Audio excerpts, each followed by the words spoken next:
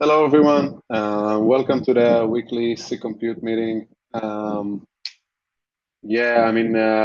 is Code Freeze, as all of you probably know. So, we can do a quick one if there aren't many topics, and we'll go off to push PR before the freeze. Sorry. First of all, is there anyone new that wants to say hi?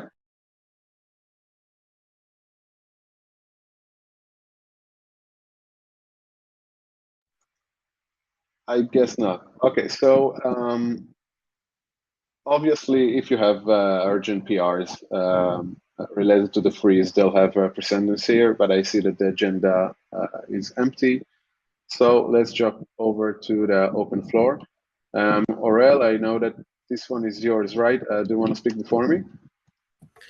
Yes, thank you. I actually need to drop in a few minutes, so thank you very much. Sure. So this PR is about creating an upgrade path for VMs using a ordinal naming scheme. It's something that we used to have prior to KubeVirt 1.0, and there are probably old VMs that are still locked in this configuration because during upgrade we keep this naming scheme. And this VEP proposes an upgrade path for these kinds of VMs, and the upgrade path involves mutating the domain on the target Virt launcher. And I wanted to gather your initial feedback about the feasibility of this method, and I also wanted to talk about the advantages of doing so in terms of simplifying the existing migration method or process for VMs with, for example, dedicated CPUs or any other thing that could be changed without affecting the guest.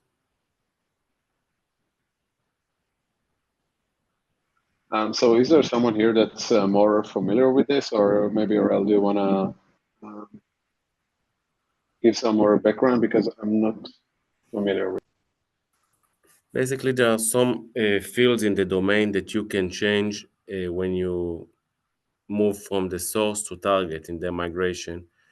One of them is the name of the tab devices um, that are used to connect to different networks.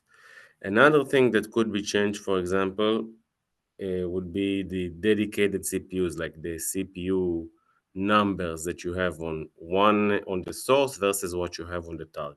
This is also a potential usage for this mechanism.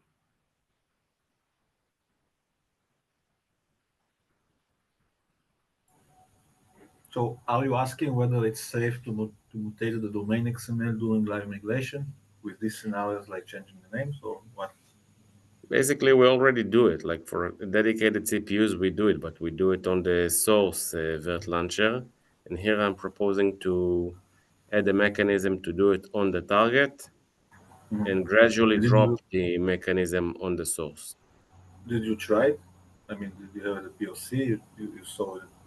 Don't have any I issues. know that someone from LibVirt had tried it, but not on a KubeVirt setup. He tried it on like a standalone LibVirt. I think that going forward with POC would be like a good idea because I don't know, Of course, especially of course. try. This is like mandatory. I Yeah, don't think. this Please. this was already raised. Theoretically, you just made it formal. So in the past, it was raised, and this actually was even implemented in Rev in Ovirt in previous incarnation of this virtualization. The known limitation there, or the known issue with that, was that it is leave it calls another process that process needs to mutate the domain, has the potential to mutate the domain and return it to it. And that's it. That's like the hook point there is pretty ugly.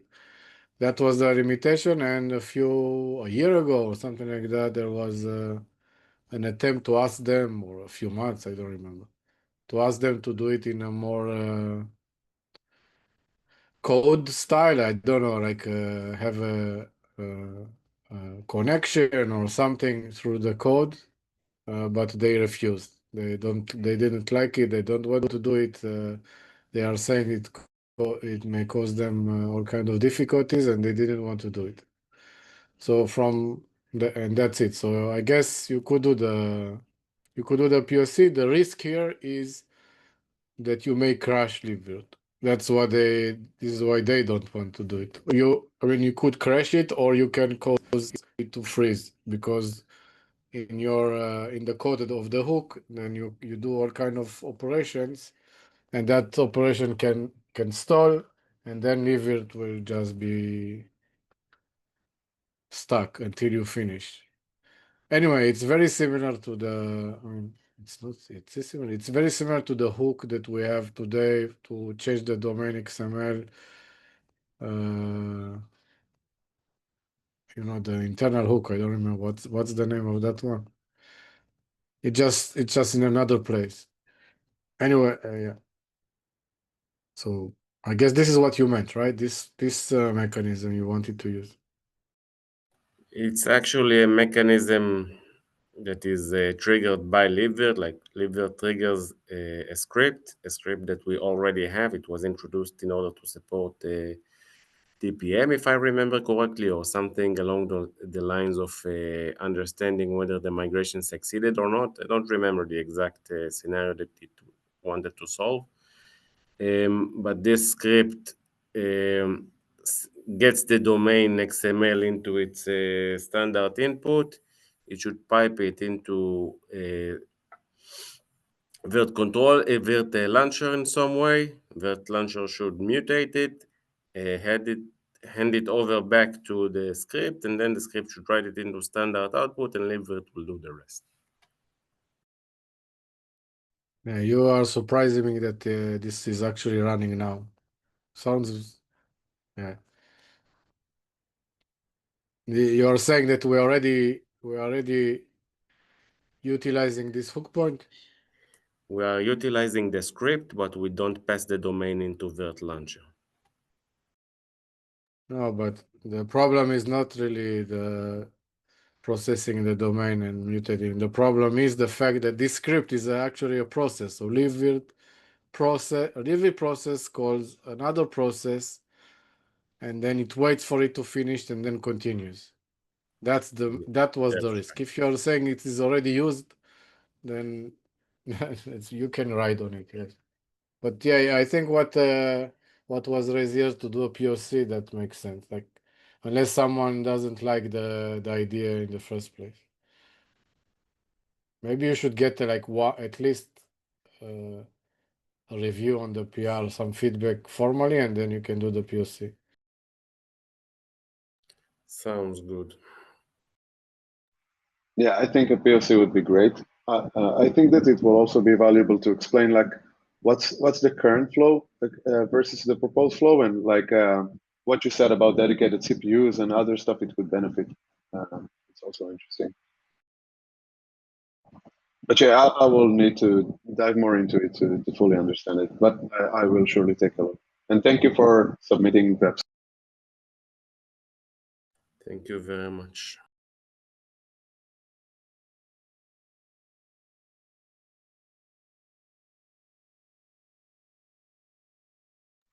Okay, thank you. What I wanted to talk about, I will just touch upon it quickly, is a web I submitted now for 108 about allowing to disable feature gates.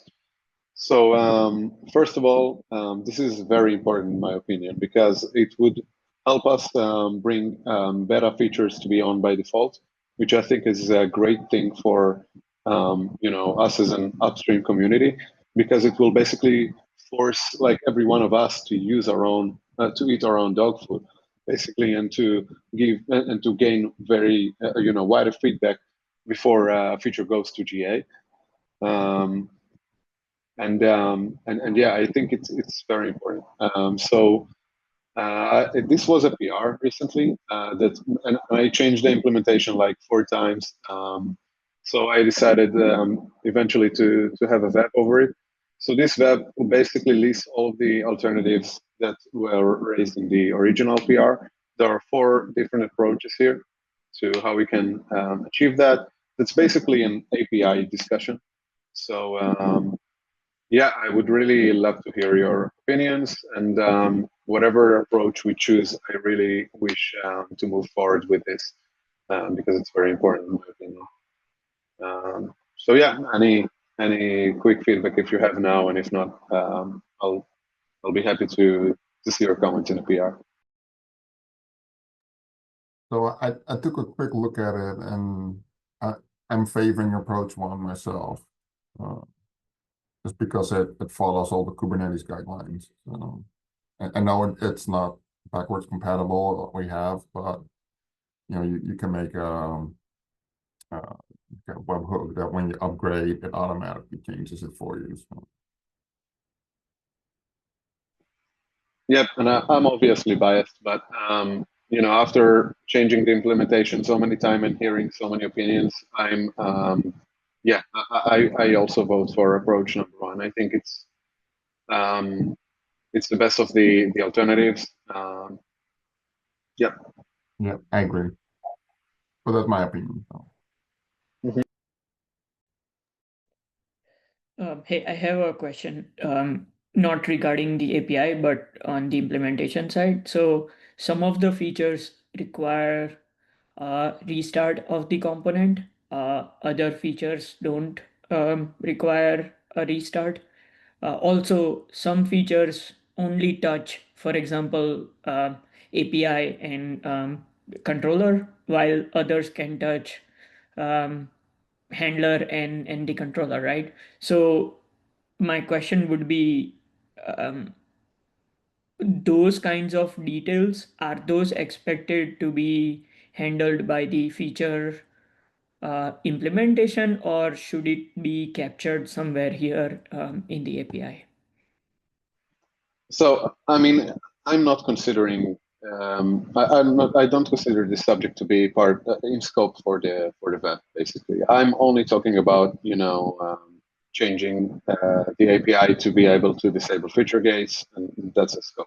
But this is a very interesting subject, and maybe we should discuss policies around that. The reason why I think it is relevant here is because we are building this new API, and if we are already breaking compatibility, it might as well make sense to think about those cases and if not handle it in this cap, maybe have a forward-looking way where this API can be extended to address those cases. Yeah, so I can give you my first thought on that, because I think that feature gates are for either developers or very experienced admins that know what they're doing and willing to take the risk. I don't think it should. I mean, I think it would be very complex to actually restart all the pods and make everything work when you disable or enable a feature gate.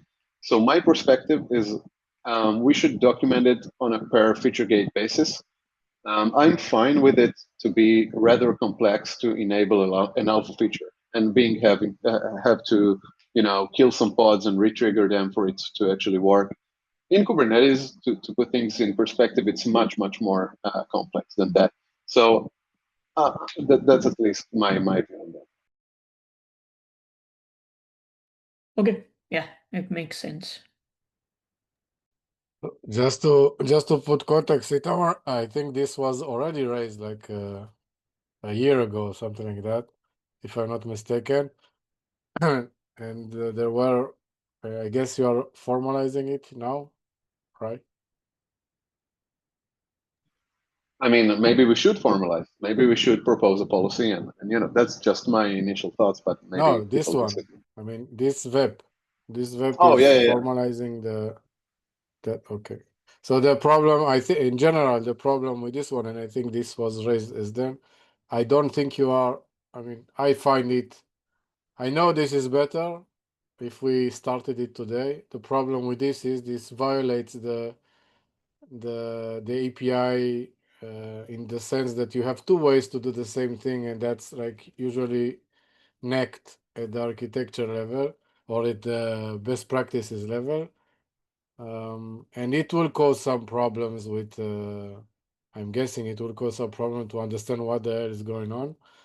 But yes, it's much, if we had started like this, it would probably be better. There you have another option, and other options to do it in another place, but I'm not sure that's not the same thing, like saying the API still, you can do the same thing using two APIs. Yeah. Yeah, I totally understand what you're saying. And there are trade-offs between these approaches. There's not a perfect one. If there was, I wouldn't list all of them. But I mean, this is, for example, something that we can do to have just simply another slice of disabled feature gates. I wouldn't say that's pretty either, but that's a possibility. And there's another possibility to reuse the same field to build like a customized syntax based on strings. So I mean, yeah, sure, there are trade-offs. I don't know what to say. I mean, I get your point. I still think that like this is a good opportunity to make a new API field. We can make it we can transfer the feature gates to the new field during upgrades. So that's that's my view. But I get your.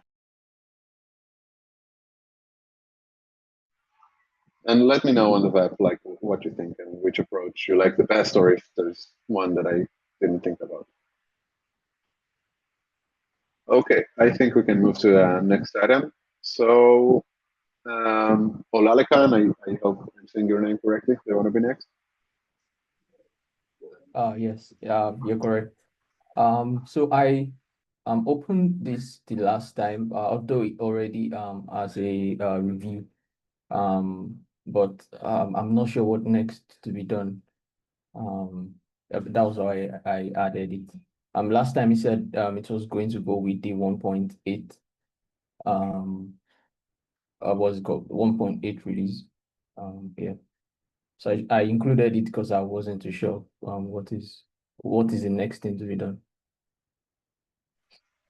Yeah, I mean that's great. You're doing exactly what's needed. Yeah, I mean if that's targeted for 1.8, I mean our code base to put things in perspective is today. So people are very busy with that. That's why maybe you're having a hard time to get reviews.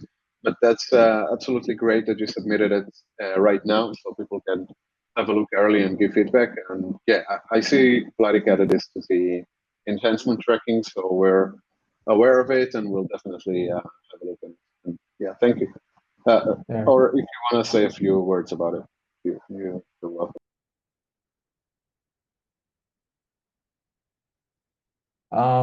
So it's basically allowing users add custom metadata to the cloud init configuration, right? So they could actually see some metadata, right? As opposed to the default metadata. I mean, that's what it is basically.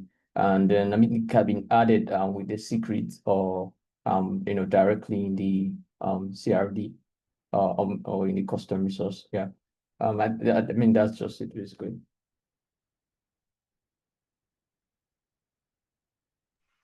Cool. So thank you very much, and yeah, I'll then definitely have a look. All right, thanks. Does anybody have quick thoughts on that? I have a question. So this metadata field that is being introduced here, will there be any maximum, like, will there be any limits to that field? Like, what is the maximum length of that map or something like that? Currently that wasn't actually factored in. Yeah, I don't know what you think.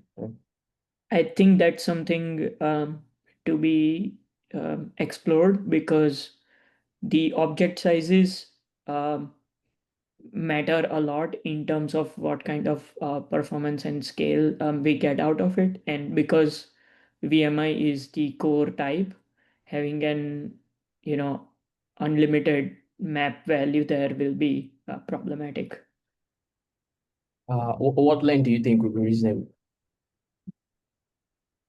I would say 8 or 16, right? Like if you have use cases that go beyond that, just use the config map or secret type. Um, All right. but yeah, we can seed with some reasonable value and then take it forward. All right. But I'll this is factor that. already, I think this is already, you have the cloud init in general. Is it limited today? I don't think so. Or No. it's a very large limitation, if at all.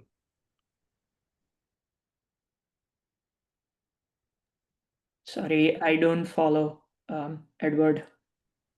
So there is we already have cloud init in at least 2 other forms today. I think cloud init no data and cloud init config or something, config drive. And I'm not sure they are limited, or they are Yeah. limited at a very high number.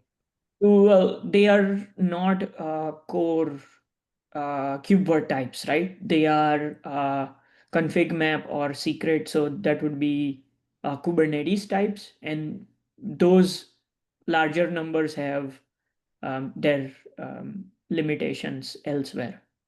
I mean to say those APIs have their limitation elsewhere, not in KubeVirt.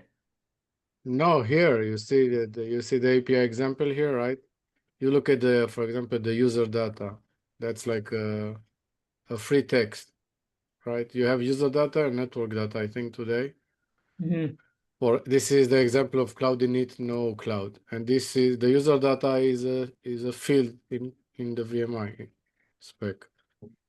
Yeah. And it's like you could put there whatever you want. I don't know what is the limitation, but yeah, that's it. I see your point. Maybe we should take this opportunity to even cap that. Yeah. Yeah. But that should the limitation for the user data be in a separate PR, or can it be included in this? Yeah. I guess if you add something new, then you could consider that after you process the data here, you will put like a maximum value, like something like maybe you should check what is the maximum value for the user data and the network data and put here something like that. But I mean, what all I say is that even for the current one, we may have a problem. But you should limit it probably. Okay. So But yeah. the way I would recommend doing that is, let's say you have cloud init, no cloud user data, right, which does not have any limits. Then we can introduce a new field, cloud init, no cloud user data with limits, and then eventually deprecate the user data, because it could be possible that introducing limits would break people on the V1 API. So yeah, I think we need to give folks enough headroom to start using the field, and then eventually, like with notice, deprecate this older field.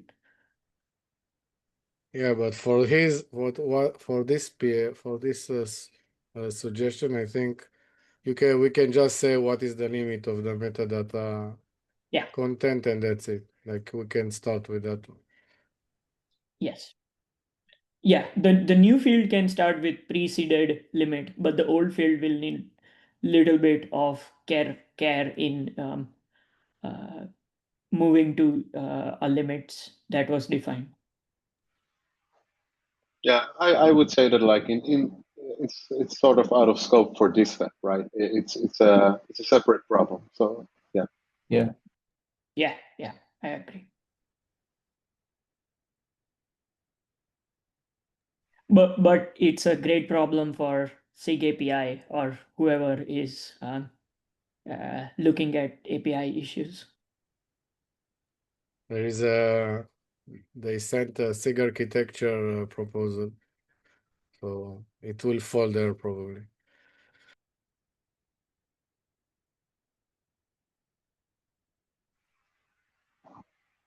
Okay, great. So I don't see any other items, and we have just 2 minutes. So any last words, anyone?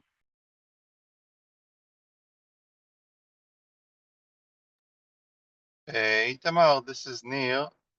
I think I listed their the PR with the SRIOV and host device bug.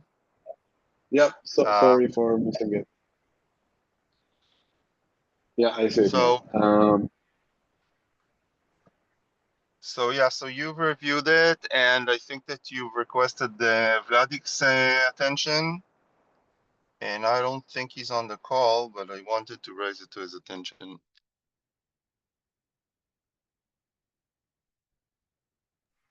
All right, I'll definitely ping him. Yeah, I think that I think it's fine from my perspective.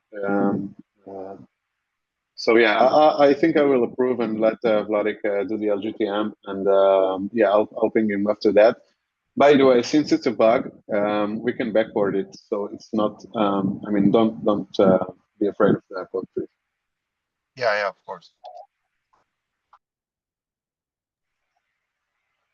Cool. So, is that any other last words?